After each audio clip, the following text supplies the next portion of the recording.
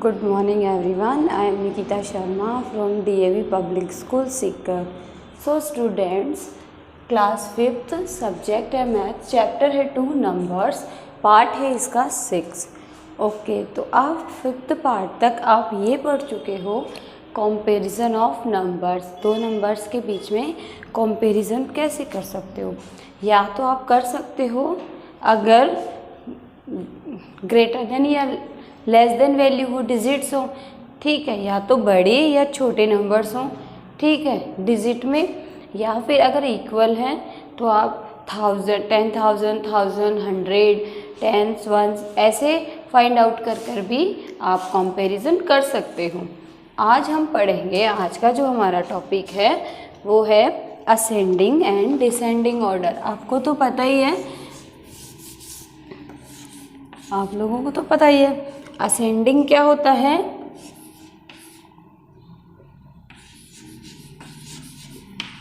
Ascending order आपको तो पता ही है ना असेंडिंग ऑर्डर क्या होता है. असेंडिंग ऑर्डर में होता क्या है, असेंडिंग ऑर्डर में होता है कि हम हमेशा कम से ज़्यादा की तरफ जाते हैं. हम हमेशा कम से ज़्यादा की तरफ जाते हैं, ठीक है. अब आप सोचोगे कि हम कम से ज़्यादा की तरफ कैसे जाते हैं. So look carefully. हम हमेशा असेंडिंग ऑर्डर में क्या करते हैं, हमेशा कम से ज़्यादा की तरफ जाते हैं. जैसे देखो, हम पढ़ते हैं 1 से 10 तक के नंबर. ओके, हम इसमें क्या पढ़ते हैं 1 से 10 तक के नंबर, ठीक है. तो अब अगर आप 1 से 10 तक पढ़ोगे तो देखो यहाँ पे आ गया 1, ठीक है. फिर यहाँ आ गया 2, फिर यहाँ आ गया 3, यहाँ आ गया 4, यहाँ आ गया 5, यहाँ आ गया 6, यहाँ आ गया 7, यहाँ आ गया 8, यहाँ आ गया 9, यहाँ आ गया 10. अब देखो, हम असेंडिंग ऑर्डर में क्या करते हैं, कम से ज़्यादा की तरफ बढ़ते हैं, ठीक है. तो देखो 1 है, 1 से 10 में 1 स्मॉलेस्ट है और 10 हाईएस्ट वैल्यू हो गई ना, ठीक है, बिगेस्ट वैल्यू हो गई. तो 1, फिर 2, फिर 3, फिर 4, फिर 5, फिर 6, फिर 7, फिर 8, फिर 9, फिर 10. आपने भी क्या किया, आपने भी तो ऐसे ही किया. आपको ये जो एग्जाम्पल असेंडिंग ऑर्डर का कैसे समझ में आएगा, आपको बहुत इजीली समझ में आएगा. आप सपोज करो पहले आप नर्सरी क्लास में थे, फिर LKG में हुए, फिर आप UKG में आए, ठीक है. वो 3 साल तो आपने प्ले ग्रुप में निकाल दिए, ठीक है. फिर आप फर्स्ट में आए, ठीक है, फिर सेकंड में आए, मतलब फर्स्ट से एक स्टेप और ऊपर गए तो आप सेकंड में हो गए. फिर सेकंड से एक स्टेप और ऊपर गए तो आप थर्ड में आ गए. थर्ड से एक स्टेप और ऊपर गए तो आप फोर्थ में आ गए. फोर्थ में एक स्टेप ऊपर गए तो आप अब कौन से क्लास में आओ, अब 5th क्लास में हो ना. अब जब 5th क्लास पास आउट कर लोगे तो कौन से में चले जाओगे, 6th में चले जाओगे. 6th पास करोगे तो 7th में, 7th क्लास पास आउट कर लोगे तो 8th में, और 8th क्लास पास आउट कर लोगे तो 9th में चले जाओगे.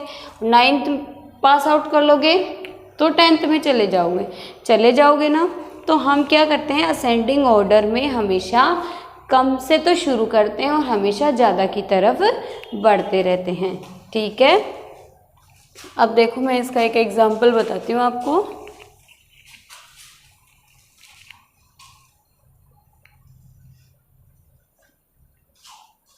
अब देखो, अगर आपके पास कोई वैल्यू हो। देखो इन बोथ द ये जो नंबर्स हैं आपके पास, ये है 2, 7।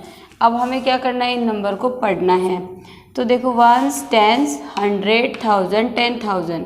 जब 10,000 पढ़ा तो ये हो गया 38,427। ओके, फिर है 4, 8, 5, 2, 7। अब 1s, 10s, 100, 1000, 10,000 तो 48,527। ठीक है, फिर है 58,729 हो सकता है, या हो सकता है 35,999।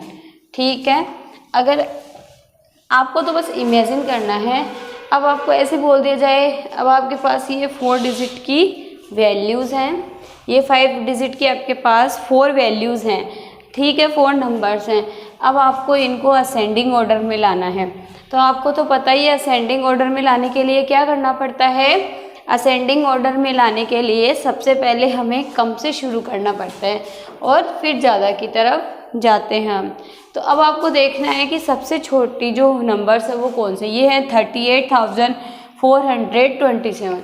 यहाँ से ही देखते हैं, 38 तो ज़्यादा ही है, फिर 48 तो 38 से भी ज़्यादा है, 48 से 58 ज़्यादा है, तो सबसे कम वाली क्या है 35,000। आप क्या लिख सकते हो आंसर में, इसके आंसर में आप क्या लिख सकते हो 35,999। फिर आपको इससे ज़्यादा की तरफ बढ़ना है। तो देखो 38,427 भी तो हो सकता है ना। फिर देखो, फिर हो सकता है 48 आएगा कि 58 आएगा।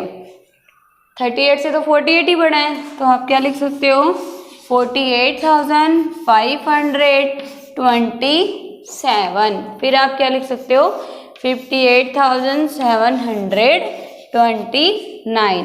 आप जो नंबर्स दिए होते हैं आपको हमेशा असेंडिंग ऑर्डर में छोटा, फिर उससे बड़ा, फिर उससे बड़ा, फिर उससे बड़ा, आपको ऐसे अरेंज करना होता है। ठीक है, अब हमें पढ़ना है डिसेंडिंग ऑर्डर। डिसेंडिंग ऑर्डर में क्या होता है, असेंडिंग ऑर्डर में क्या होता है कि हमें कम से ज़्यादा की तरफ जाना होता है, और डिसेंडिंग ऑर्डर में होता है ज़्यादा से कम की तरफ आना होता है। अब मैंने एग्जांपल बताया था असेंडिंग ऑर्डर में कि आप फर्स्ट क्लास से सेकंड में जाओगे, पर ऐसे थोड़ी ना 10th से फिर 9th में आओगे, ऐसे नहीं है ना। वो असेंडिंग ऑर्डर के लिए अच्छा एग्जाम्पल है। ठीक है, तो डिसेंडिंग ऑर्डर में क्या हो सकता है, डिसेंडिंग ऑर्डर में हो सकता है कि हम ज़्यादा से कम की तरफ आ सकते हैं। जैसे इसमें आप फ्रूट्स, वेजिटेबल्स, इनकी जो मार्केट प्राइस होती है आप उनका एग्जाम्पल ले सकते हो, क्योंकि उनका जो एग्जाम्पल है वो क्या है, हमेशा कभी बढ़ता रहता है, कभी इंक्रीज़ होता रहता है, कभी डिक्रीज़ होता रहता है। ठीक है, जब इंक्रीज़ हो फिर डिक्रीज़ हो, भाई किसी भी चीज़ की प्राइस होती है जो बढ़ती है तो वो कम तो होती है ना। ठीक है, तो वैसे ही है। अब जो डिसेंडिंग ऑर्डर है वो कैसे होता है, डिसेंडिंग ऑर्डर होगा हमेशा बढ़ते हुए क्रम में होता है, मतलब ज़्यादा से हमेशा कम की तरफ आता है। जैसे आप लिख सकते हो 100।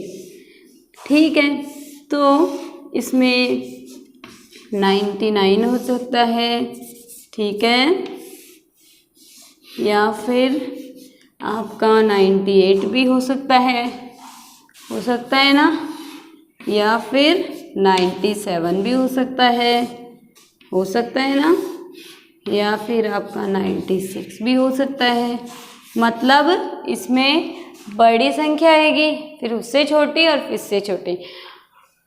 ठीक है, और उसमें क्या हो रहा था, असेंडिंग में सबसे पहले छोटी आती है, फिर उससे बड़ी, उससे बड़ी। ठीक है, और डिसेंडिंग में क्या होगा, डिसेंडिंग में पहले जो बड़ी वैल्यू होती है पहले वो आएगी, फिर उससे छोटी आएगी, फिर उससे छोटी वैल्यू आएगी। ठीक है,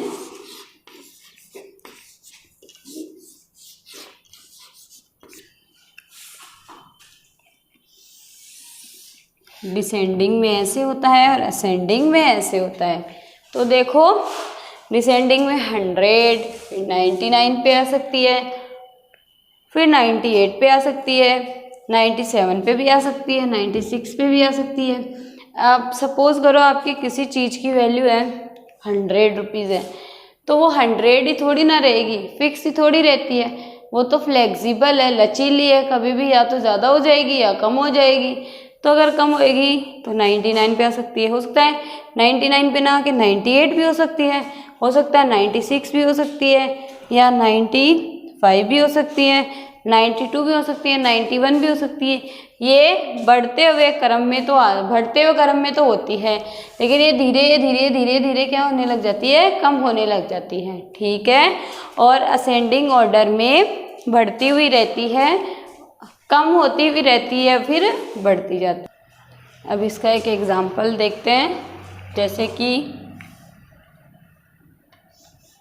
76,543,